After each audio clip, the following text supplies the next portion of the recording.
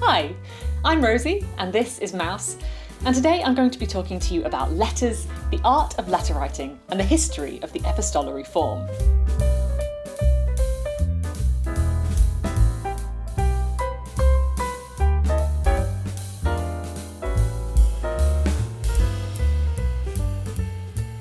Why are letters interesting or relevant? Letters have the potential to disrupt convention, orchestrate treason, turn upside down what we think of when we think about fiction, identity, and communication.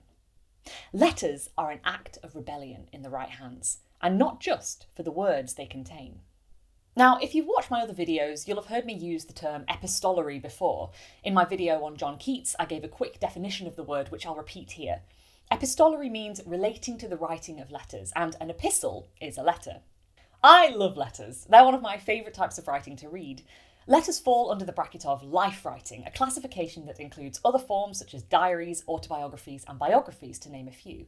And you could even make the case that emails, texts, and messages are all forms of life writing as well. I took a module in my second year of undergrad on Victorian life writing, and it changed my entire perspective on what was and what could be considered literature. Now, if we were to ask ourselves, what are the defining features of these kinds of texts? What makes them life writing? What unifies them under this bracket? We might say something like, well, they're all non-fiction. A diary is someone's personal reflection or the recounting of an event. A biography is a history of one person written by another. An autobiography is a history of a person written by themselves. And a letter is a form of communication written from one person to another.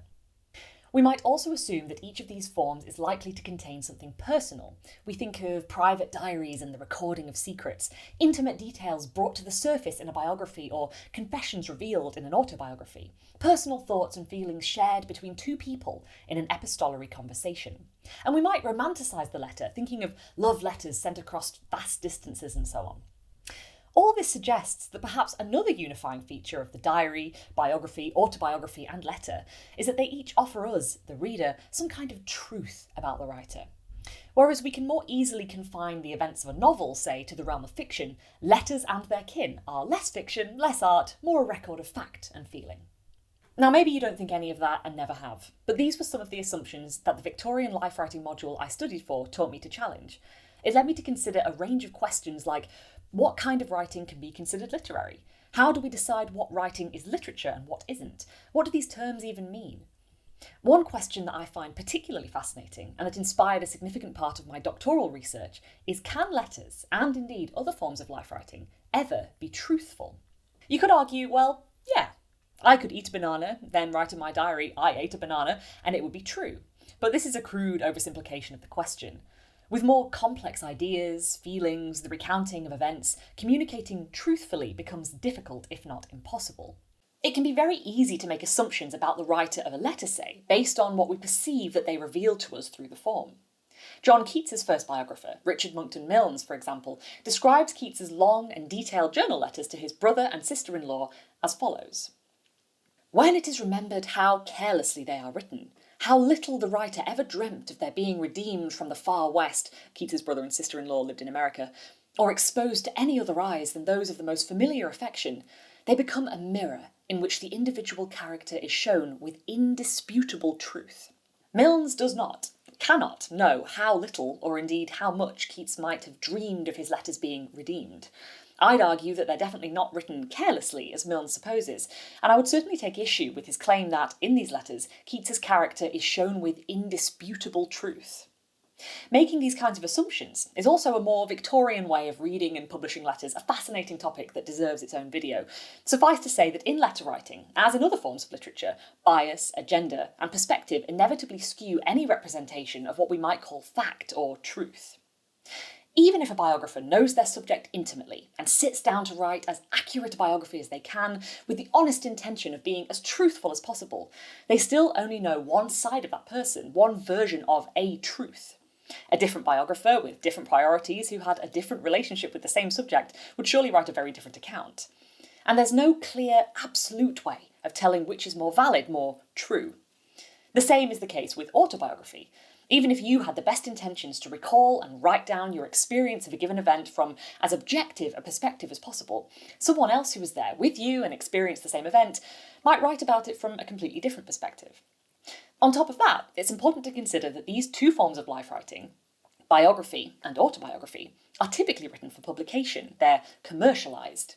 The author's intention behind the publication will alter the way the text is written because their words are intended for a public audience.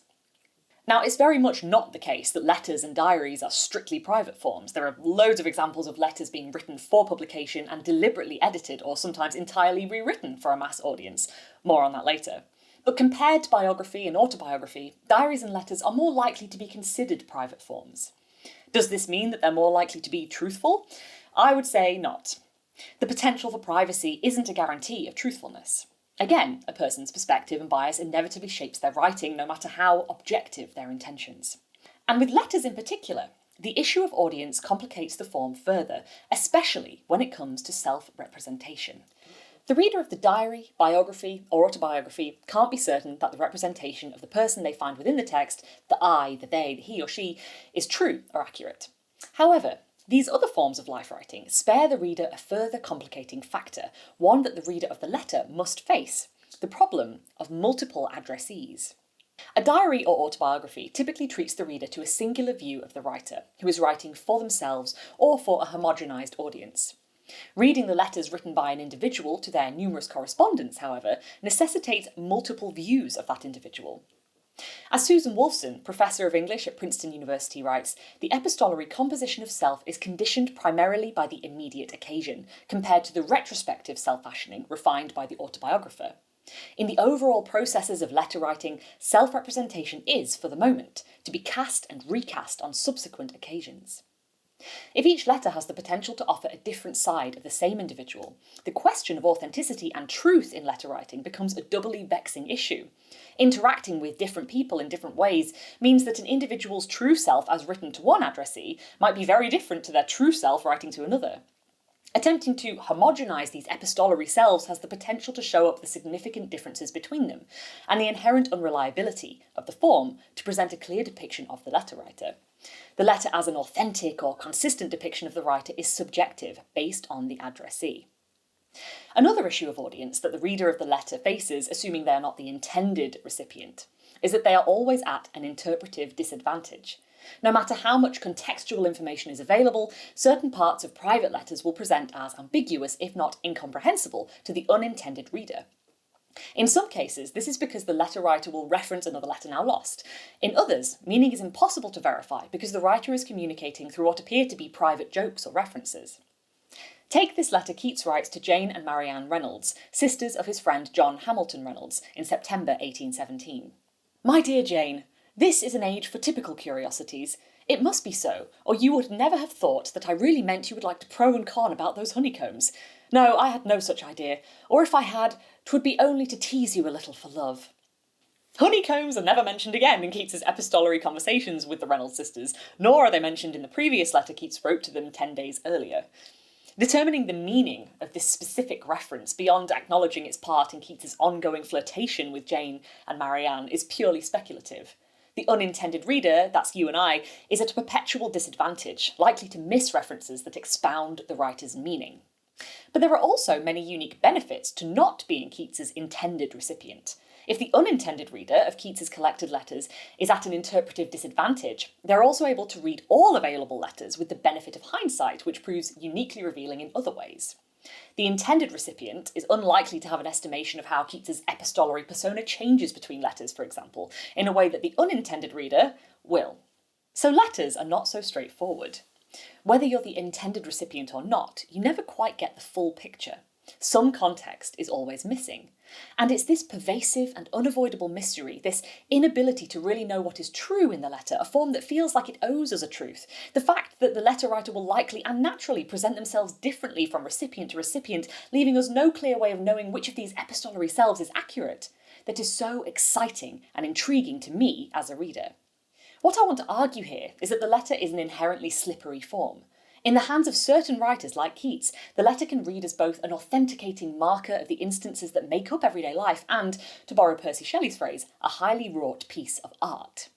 Now, of course, there are certain letters that we can all safely say are not slippery. Business letters, bank statements aren't riddled with mystery in quite the same way. So for argument's sake, here I will be talking about the familiar letter, a letter that is written from one person to another and framed as personal and private. I'm not discussing letters like bank statements, dentist reminders, nor am I considering open letters, the kind that is written for publication in a newspaper, for example. In the rest of this video, I'm going to consider questions about epistolary authenticity. Is a letter writer ever writing as their authentic self? Is it possible to do so? And if it is, what qualities distinguish a factual letter from a fictional one? To answer these questions, it's necessary to journey back to a period in English history in which letters and letter writing were at the forefront of the literary world, to the 18th century, and what is readily called the golden age of letter writing. The letter is notoriously difficult to pin down in terms of genre. As Clare Brant, Professor of 18th century literature and culture at King's College London tells us, the study of letters necessarily means looking at innumerable texts which share identifiable markers of genre, yet do not make a stable genre. To smooth out the differences between letters is to homogenise them and diminish the significance of their diversity. Angela Leighton, Senior Research Fellow at Trinity College, Cambridge, explains that when it comes to defining the letter in terms of genre, no sooner are distinctions made than their dividing lines start to wobble. The complexity of epistolary authenticity and the perpetual instability of epistolary exchange dates back to the early 18th century, a period often defined as the golden age of letter writing. During this period, letters in a variety of forms became the most common type of text to enter circulation. As Brant tells us, between 1700 and 1800, more than 21,000 items were published that used the word letter or letters in their title. Add to these figures the hundreds of thousands, if not millions, of letters that existed in manuscript during the period, and one has a genre of extraordinary range. If there ever was a clear sense of what a factual letter or a true representation of the letter writer looked like, 18th century depictions of letter writing popularised a wealth of epistolary conventions that served to muddy the waters. One of these conventions was the use of the familiar or private letter as a literary device. During this period, letters appear within other literary texts in countless ways, from verse epistles to religious sermons and political treatises. But it was the letter's role in the epistolary novel that perhaps most complicated the relationship between letter writing and authenticity in the public eye.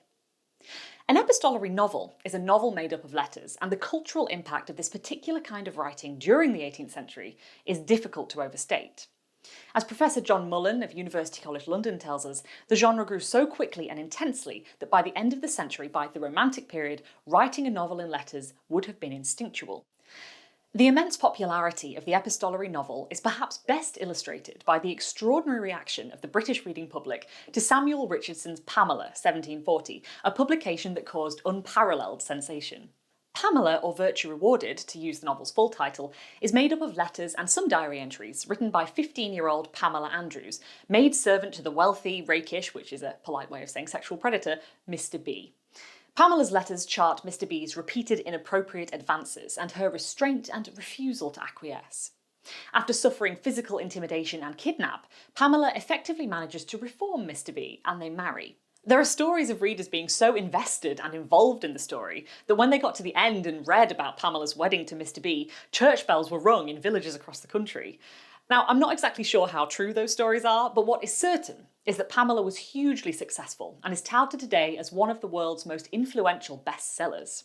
This striking response to the novel has to do with Richardson's use of the letter. By reading what ought to be private letters, readers attached to the characters with unusual intimacy, and this served to blur the boundary between fiction and real-life experience. They were able to indulge in the inevitable tension of the epistolary novel. As writer and journalist Simon Garfield puts it, readers cannot help but be unsure whether to trust the heroine's virtuous version of herself. A sense of invading the protagonist's privacy, alongside the pervasive unreliability of the text, was titillating and deliberate.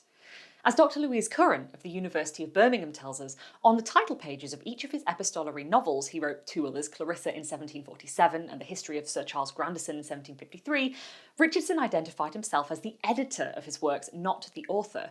Thus his protagonists write their own stories, inviting their readers to enter into the privacy of their closets and the immediacy of their thoughts.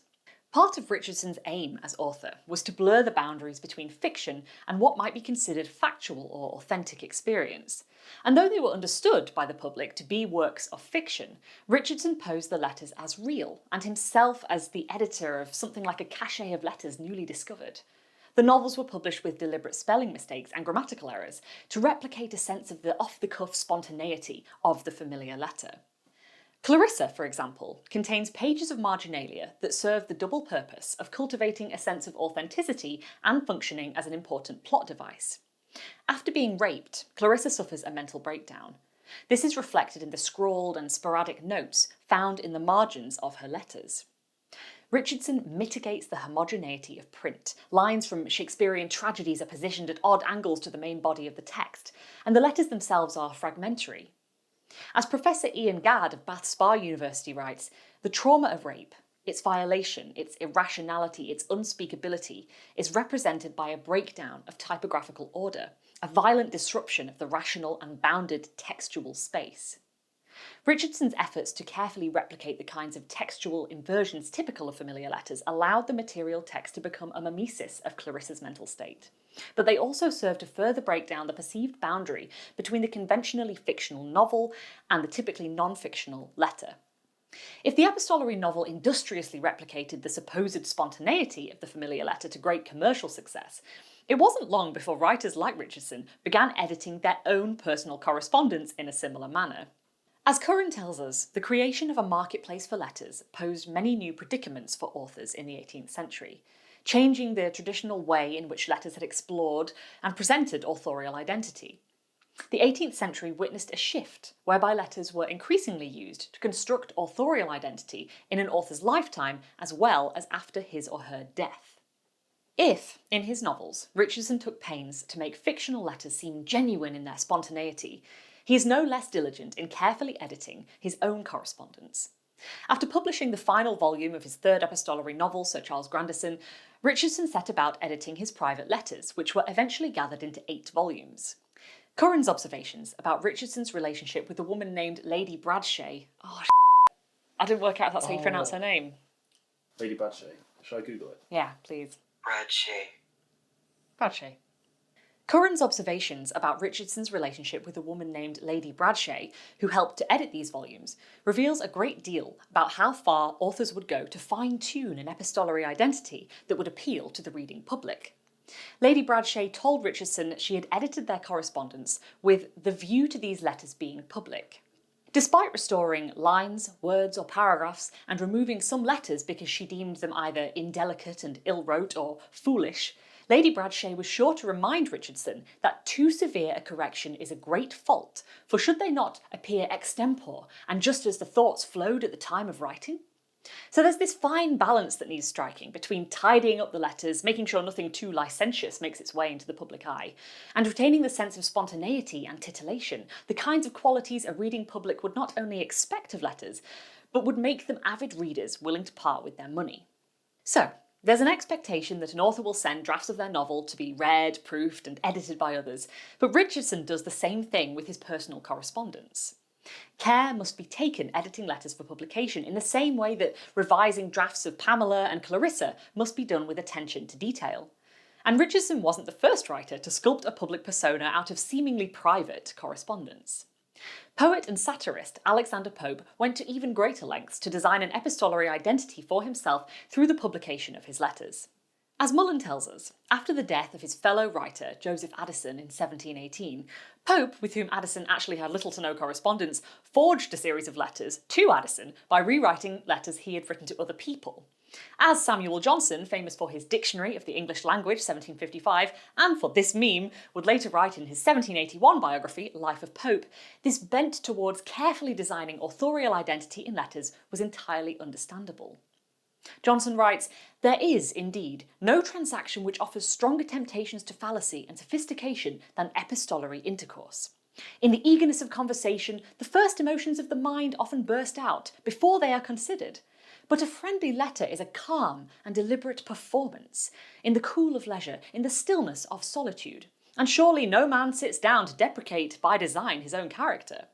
It's like the way a person might portray themselves on social media. They're much more likely to represent themselves, their life, in a positive way, or in a way that encourages sympathy or affection from their followers. You don't find many people taking to social media to deliberately tarnish their reputations or represent themselves as awful human beings. Social media, like the letter, is an opportunity to design one's character as seen in the public eye. So Pope does this, reinvents himself in the letter and publishes some of his letters in an edition of his prose works next to his works of fiction. As Curran argues, this suggests that letter writing had emerged as a distinct literary form in the period. On numerous occasions, Pope requested his letters be sent back to him in order to collect them for publication.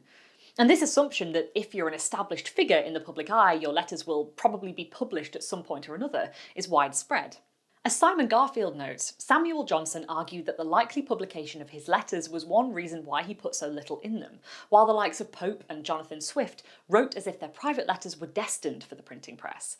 So you have examples of writers deliberately being brief or not revealing much in their letters for fear of publication, and writers crafting their letters in the hope of publication. Given the opportunity, why wouldn't a letter writer edit or omit unfavourable parts of their letters? That this mode of thinking had become mainstream demonstrates the unreliability of the letter to provide an accurate or truthful picture of the writer.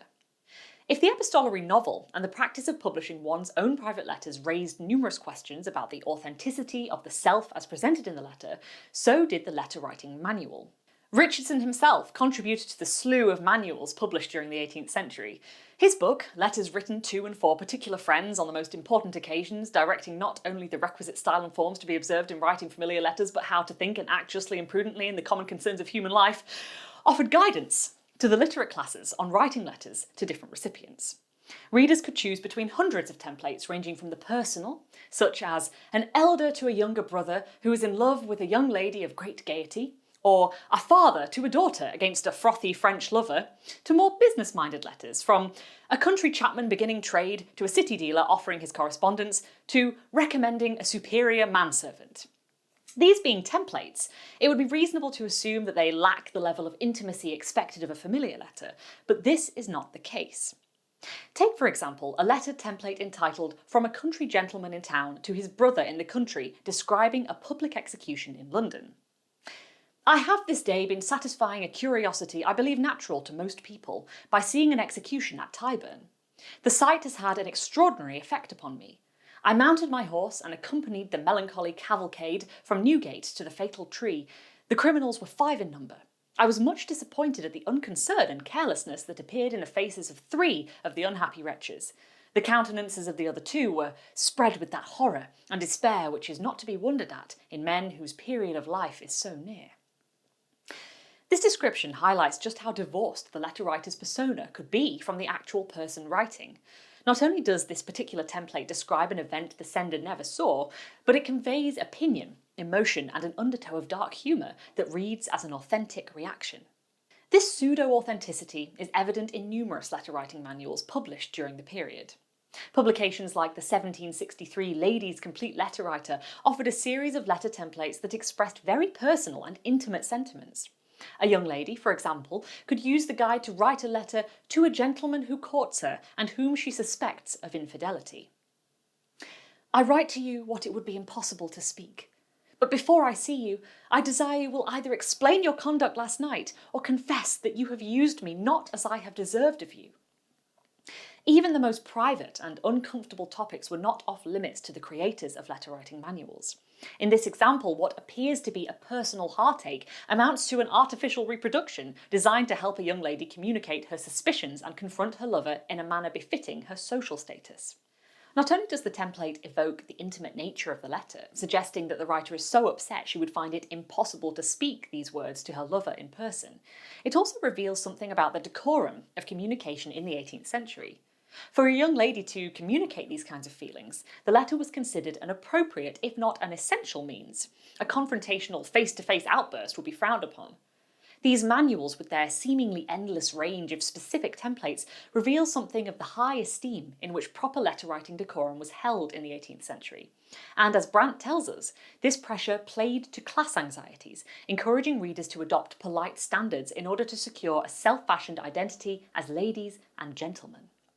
Reputation and favour were bound up with the way a person communicated in letters, and as in the case of the Lady's Complete Letter Writer, the personal tone expected of a familiar letter between lovers is exploited to encourage, in a generation of young women, a certain level of social propriety, the importance of which, it would seem, is valued over what might be considered a more authentic presentation of the self.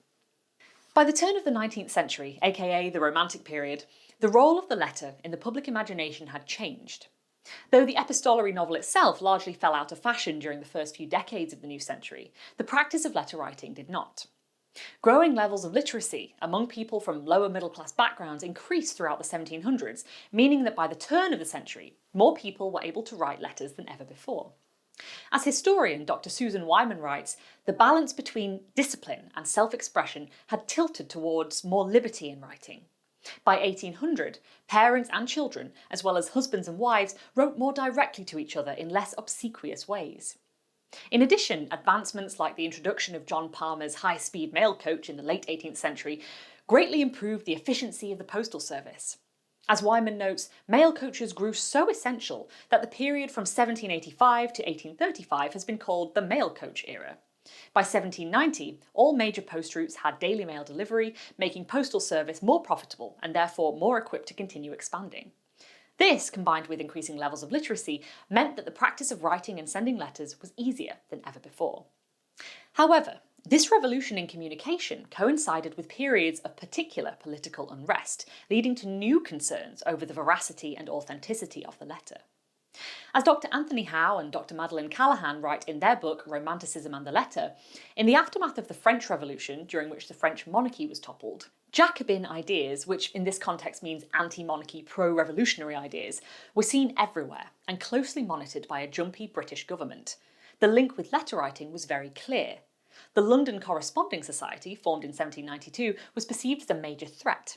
Its leaders were arrested for treason in 1794 in the wake of the traitorous Correspondence Bill of the previous year.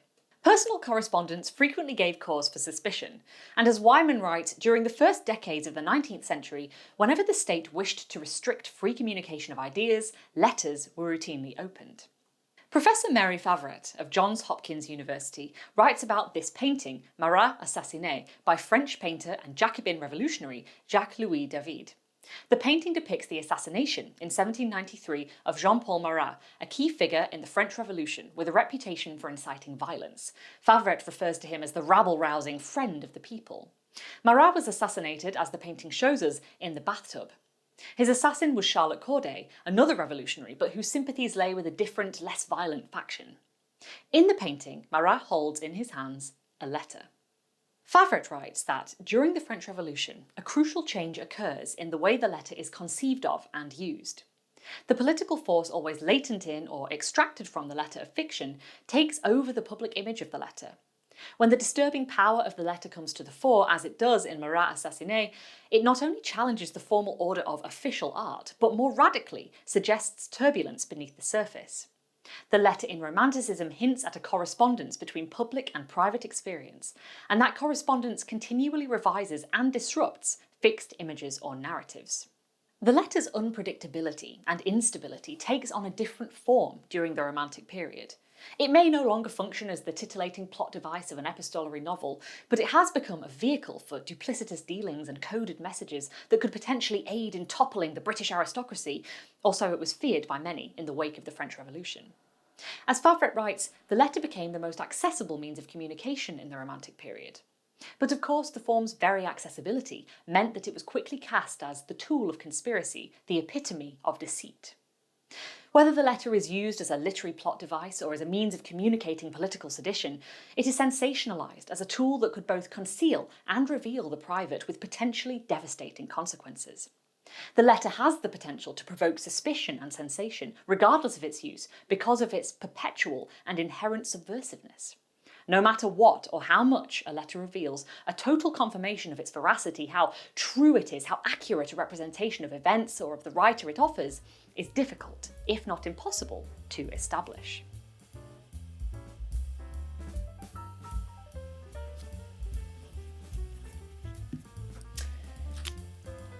So, to return to my questions, can there ever be truth in a letter? Is a letter writer ever writing as their authentic self? Is it possible to do so? And if it is, what qualities distinguish a factual letter from a fictional one? I think the examples I provided show how these ideas of truth and authenticity, the dichotomy of fact and fiction, are very easily muddied by the letter form. Truth and authenticity are terms which I believe are subjective, and the divide between fact and fiction surely overlaps in any literary text. I believe this means the letter is literary. It can be read as a piece of literature, as art, and not just as a means of communication. So, I hope this brief history of the letter in the golden age of letter writing has helped to elucidate the slipperiness of the form, the not necessarily deliberate but inevitable duplicity of the letter writer, and the incredibly complex culture of epistolary exchange. You've got epistolary novels that titillate. Is this virtuous heroine telling the truth? We can't be sure. The collected letters of your favourite writer, were they edited? Were they written with publication in mind, or even with publication as the goal? It would seem that where the letter shows up, mystery, duplicity, and uncertainty are not far behind. But what do you think? Do you like reading letters? Can they be truthful? What is truth? Please leave me a comment, I'd be really interested to know your thoughts. And if you've enjoyed this video, feel free to like, subscribe, and share it with anyone you think might be interested. And with that, I'll see you in the next video.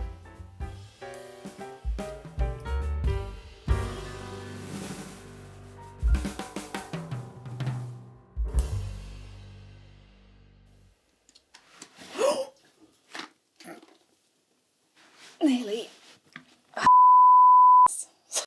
Okay, look.